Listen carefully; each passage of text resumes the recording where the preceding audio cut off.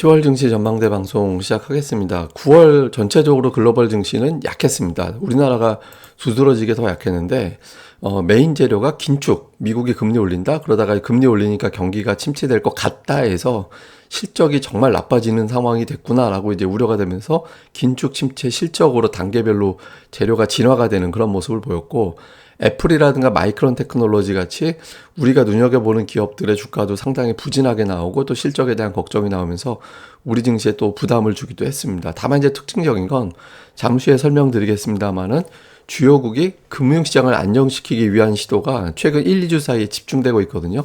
나쁘게 보면 그럴 정도로 금융시장이 안 좋다라는 거고, 좋게 보면 저렇게까지 대동단결하면 뭔가 결과가 나오지 않을까? 이렇게 될 수 있는 거죠. 근데 어쨌든 주식시장은 주로 이제 악재 쪽에 9월에는 좀 고전한 상황이었고, 다른 어떤 금융시장 보면 국제유가가 11% 빠졌고요.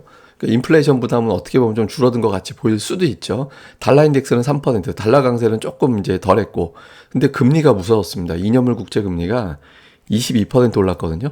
그러니까 금리가 치솟고 경기에 대한 걱정, 기업 실적에 대한 걱정이 9월 증시를 괴롭혔다. 이렇게 볼 수 있겠습니다.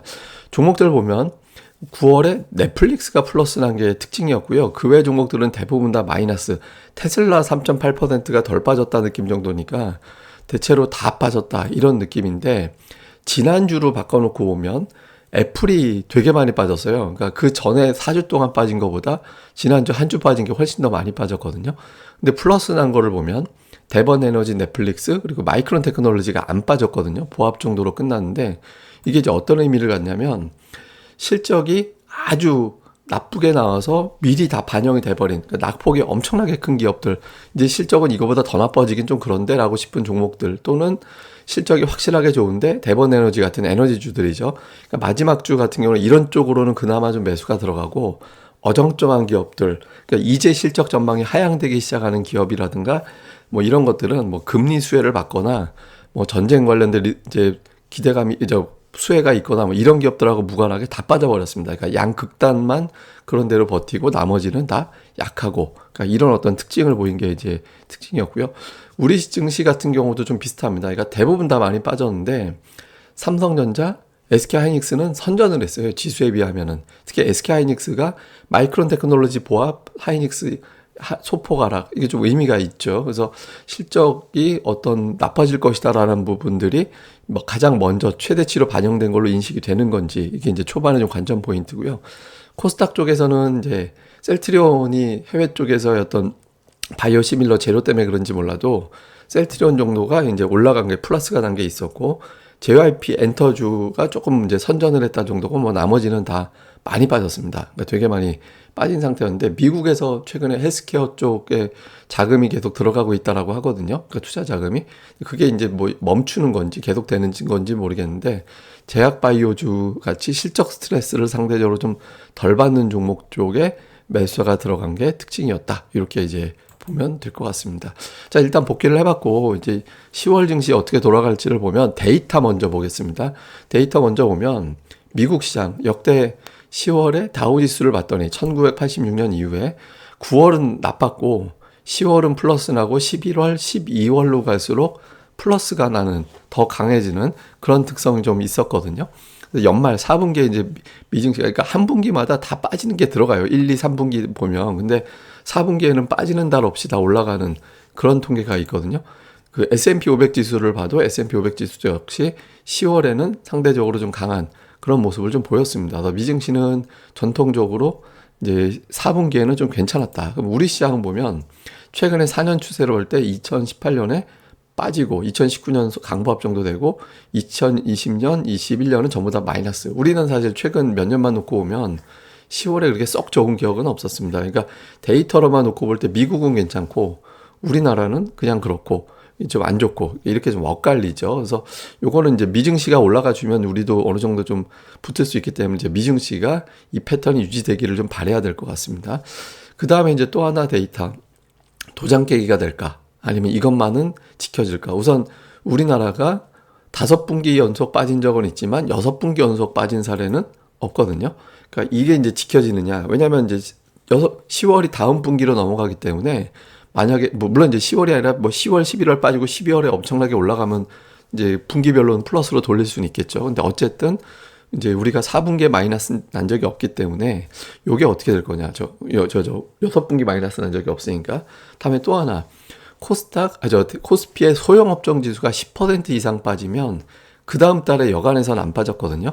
그러니까 그 금융위기 터졌던 2008년도 10월에 30% 빠지고 그때 다음 달에 0.1% 그러니까 보합 정도로 진행된 적은 있는데 대부분 다 10% 넘게 빠지면 그 다음 달에는 플러스가 났어요. 근데 이거가 유지가 될 거냐, 도장깨기가 될 거냐, 요거 이제 중요하고 그 다음에 이제 또 하나는 이미 깨진 도장. 예, 그러니까 삼성전자 달러 차트로 120월선, 그러니까 120월선이 금융위기급이 아닌 다음엔 우리나라 이제 IMF 외환위기나 2008년도 그러니까 삼성전자가 적자 났을 때나 저게 깨졌지 저게 밑으로 내려가지 않았거든요. 물론 이제 그 전에 한번 96년도인가 한 달 살짝 내려갔다 그 다음에 바로 들어 올린 적은 있었어요. 근데 이게 지금 일단은 못 버티고 밀려 내려와 버렸거든요. 그러니까 환율이 폭락하거나 이 주가가 급등하거나 이렇게 돼야 이제 위로 올리게 되는 상황이 생기는 거죠. 그러니까 깨지고 나서 곧바로 복원을 하면은 이제 도장 깨기 아니다 이렇게 보는데 여기서 이제 한 번 더 레벨 다운이 돼버리면 되게 무서운 상황이 연출될 수 있거든요. 그러니까 요게 어떻게 되느냐 요거 좀 볼 필요가 있고요. 그 다음에 이제 미국 S&P 500 지수인데 주봉에서 200주선이 갖는 위상이 있습니다. 이게 뭐냐면 이 아래로 내려가면 그거는 경기 침체야. 이게 차트로 딱 봐도 그 IT 버블 때 밑으로 내려갔었고 2008년도 금융위기 때 밑으로 내려갔었잖아요. 그거 제외하고는 웬만해서는 깨져도 그 다음 주에 바로 복원하는 이게 이제 코로나 때 깨졌다가 그 다음 주에 바로 올라서 버렸거든요. 이게 되게 중요합니다. 그래서 이제 초반에 미증시 10월 초반에 플러스가 나는지 여부, 요 도장이 깨지지 않는지 여부, 요것도 되게 중요한 변수가 된다라고 볼 수 있겠습니다. 그리고 이제 도장 깨기 끝판왕이 있습니다. 끝판왕. 이건 지금 확인할 수는 없는 건데, 그러니까 미국의 중간 선거 있는 해는 마이너스 다, 예, 마이너스 다 나고, 그러니까 최저점, 그러니까 그 해, 그러니까 무조건 이 연말 기준으로 마이너스가 아니고요. 그해 최저점 몇 %까지 빠졌는지를 갖다 따지는 거예요. 그래서 중간 선거가 있을 때 최저점이 어느 정도 빠졌다. 그리고 그 날짜하고 정확하게 1년 후 날짜 됐을 때 얼마나 변하느냐. 근데 전부 다 플러스가 났어요. 근데 지금 이건 우리가 확인할 수가 없잖아요. 내년 돼야 확인할 수 있는 거니까. 근데 요 끝판왕은 뭐 내년에 확인이 되는 건데 투자자들이 또 그렇게 생각하는 것도 있거든요. 그러니까 중간 선거에 원래 안 좋았으니까 그 다음에 뭐 내년엔 좋아지겠지. 뭐 이렇게 이제 생각해서 올해 매수를 안 하는 그런 측면도 일부는 있었을 거라고 보여지거든요. 이거는 그냥 제가 뭐 지금 아무 의미가 없는 거니까 내년에 어떻게 될지 뭐 지금 말하는 게 의미가 없잖아요. 근데 어쨌든 도장 깨기 끝판왕 데이터는 하나 더 있다. 이 정도로 보시면 될 것 같습니다. 그 다음에 이제 각국의 공조인데 제가 이걸 왜 보여드리냐면 제가 달러 차트가 되게 중요한 기로점. 그래서 달러 인덱스 기준으로 115, 116 요 라인이 장기 추세적으로 되게 중요한 선이다. 이것 뚫고 120까지 가게 되면서 최고치를 경신하게 되면 주식시장은 상당히 무서운 하락이 나올 수 있다라고 말씀을 드렸잖아요. 근데 일단 그 부근에서 114.7이 고점이었거든요. 114.75가 고점이었어요. 그러니까 요걸 갖다가 고점으로 맞이하고 떨어져 주면서 이제는 두 번 다시 115 이상 가지 않는 흐름이 나와주느냐. 근데 이게 이제 맞고 떨어진 걸 생각을 해보면 유럽이 자이언트 스텝 이제 금리 인상하면서 미국만 올려 우리도 올려. 사실 좋은 건 아니죠. 그러니까 이제 그런 게 나오면서 유로화 약세 요인이 조금 이제 주춤해질 수도 있겠다 싶은 거고 또 하나는 영국발 걱정이 지금 좀 안 좋게 나오고 있는데 어쨌든 무제한 채권 매입한다라고 하면서 이게 좀 나오고 있는 게 있잖아요. 예, 그리고 하나가 있고 그다음에 일본, 중국 환율 방어, 대만 뭐 공매도 금지, 우리나라도 뭐 채권 매입이라든가 이런 것들 증한 펀드 어떻게 하냐 이런 것들 있잖아요. 이게 한 1, 2주 사이에 다 나온 거예요. 그러니까 각국이 대동단결해서 이제 어떻게 보면 자연스럽게 의도하지 않은 플라자 합의 같이 가는 이제 그런 형태가 될 수도 있는 거죠. 그래서 요게 이제 공조를 보고서 투기 세력들이 하방으로 바꾸느냐 아니면은 그게 달러에 도전하는 모든 자산은 다 조지고 있는 분위기잖아요. 그러니까 이제 뭐 기축통화 다 뭐 네가 무슨 기축통화 가면 또 유로, 파운드, 엔, 위안 이제 다 부셔놨거든요. 그래서 요 구도를 계속해서 끌고 갈 거냐. 요 이제 이렇게까지 했는데도 요걸 못 막으면 이상해지는 거거든요. 그래서 요것도 좀 볼 필요가 있습니다. 그리고 외국인 투자들도 관심 있게 봐야 되는데 주목할 게 뭐냐면 외국인들이 9월에 결국엔 순매도로 끝났는데 사실 세게 매도한 건 한 주밖에 없었어요. 그러니까 2주 차에 1조 원 정도 주간 매도한 거 말고는 되게 많이 매도한 게 별로 없었거든요. 그러니까 3주 300억대, 4주 한 6천억 정도 나오긴 했지만 또 그 마지막 주는 68억밖에 안 팔았거든요. 그러니까 외국인들이 완벽하게 매도했다라고 보기도 애매해요. 그러니까 이 상태에서 외국인 투자들이 어떻게 보면 환율이 저렇게까지 올라가는데 뭐 저 정도 매도면 좋게 보면 버틴 거잖아요. 근데 버티다 이제는 못 버티고 던지느냐. 이제 어떻게 되느냐. 그러니까 아까 제가 환율 보여드렸는데 여기서 이제 달러 인덱스가 막혀주면 그럼 이제 여기서 외국인 투자들이 매수하던 걸 쉬었다 다시 매수로 가게 되는 거고 이제 뚫고 나가는 형태가 돼 버리면 이제 우리가 이제 상상하기 싫은 이제 6월이라든가 4월에 나왔던 저 엄청난 매도로 돌아가게 되는 거고 이거 이제 초반에 우리가 제일 중요하게 봐야 되는 변수인 것 같습니다. 그래서 주요 체크 포인트 보면 시장은 금리 걱정, 그 다음에 경기 걱정, 실적 걱정으로 넘어왔다. 이거 다음은 사실 나올 게 없어요. 실적 걱정하면 주식시장은 그게 끝이죠, 뭐. 그래서 근데 이게 순환고리가 실적 악화가 어느 정도 숫자로 나올 거냐. 이거로 이제 갈 거로 보여지거든요. 근데 이걸 갖다가 이제 종목들별로 먼저 빠진 기업들이 좀 돌아서면 이 아픔이 좀 덜할 수 있어서 이제 종목들 아까 제가 말씀드렸던 뭐 넷플릭스, 뭐 마이크론테크 이런 기업들 있잖아요. 미국으로 치면 이런 것들이 되게 중요하죠. 특히 마이크론 실적 발표가 나왔는데 주가가 안 빠졌거든요. 심지어 지금 다음 분기 적자 얘기 나오고 있는데 안 빠지고 있잖아요. 삼성전자 잠정 실적 나올 테고, 근데 삼성전자 이 시업 실적 발표 이후에 지금 전망치가 12조까지 낮춰져 있는 상태이기 때문에 12조 이하까지도 요 확인하고도 삼성전자가 안 빠지고 올라가 준다. 그러면 이제 좀 긍정적으로 볼 수도 있겠죠. 또는 이제 어쩔 수 없이 매도의 시작점 이렇게 될 수도 있는 거니까. 그 다음에 이제 물가 지표가 어떻게 나오느냐가 되게 중요한데 이건 뭐 제가 어차피 미국 CPI 나올 때쯤 되면 또 이야기를 할 거니까 미국의 물가 지표를 구성하는 여러 가지 어떤 항목들, 주택 지표, 뭐 임대료 관련된 뉴스들, 그러니까 이런 것들이 나올 때마다 좀 민감할 겁니다. 그래서 이게 이제 좀 미국의 금리 인상이 0.75가 마지막이 될 거냐, 한번 또 나올 거냐, 요거를 가늠할 수 있기 때문에 요 지표들. 그 다음에 종목은 시장이 실적에 대한 자신이 없을 때는 뭐 제약이나 뭐 엔터나 아니면은 무슨 뭐 방산이나 그러니까 이런 쪽에 관심을 갖게 될 거예요. 근데 만약에 실적에 대한 어떤 부담을 덜게 되면 주요 수출주 뭐 자동차, 철강, 화학, 전기전자 뭐 이쪽으로 넘어가게 될 거거든요. 시장의 메인 이슈가 뭐가 되느냐에 따라서 올라가는 종목군이 달라지니까 요 구도도 좀 주목해 볼 필요가 있을 것 같습니다. 요 포인트 보시고요. 그 다음에 이제 마지막으로 제가 또 보고 싶은 게 뭐냐면 신용인데 신용이 급감할 때 주식시장이 돌아서요.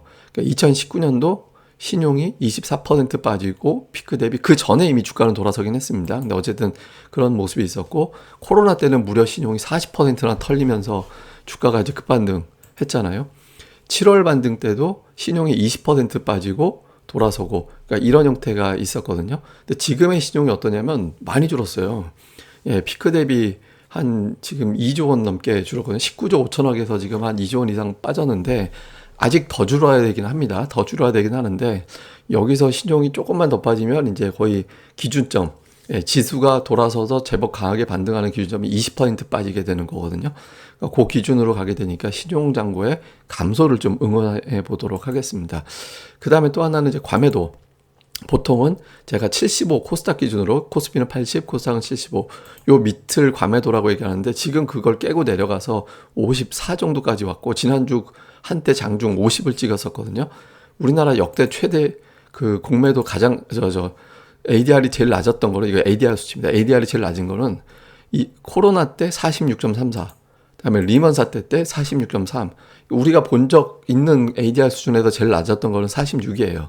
근데 지난주에 50이 나왔었거든요. 그러니까 사실은 여기서 더 빠지면 금융위기급으로 주가가 반영이 돼 있는 상태로 간다라고 볼 수 있거든요. 그래서 지금은 사실은 종목들에 대한 어떤 우려보다는 이제 조금 괜찮은 기업들을 좀 추려볼 때가 아닌가. 데이터상으로는 그렇게 볼 수 있습니다. 근데 제가 하나 또 보여드리면 요거 한번 제가 매일 10년, 20년 동안 시황 브리핑을 쓰고 있잖아요. 제 블로그에는 10년치가 저장이 되어 있고 한번 보세요. 인플레이션에서 침체로 넘어갔다.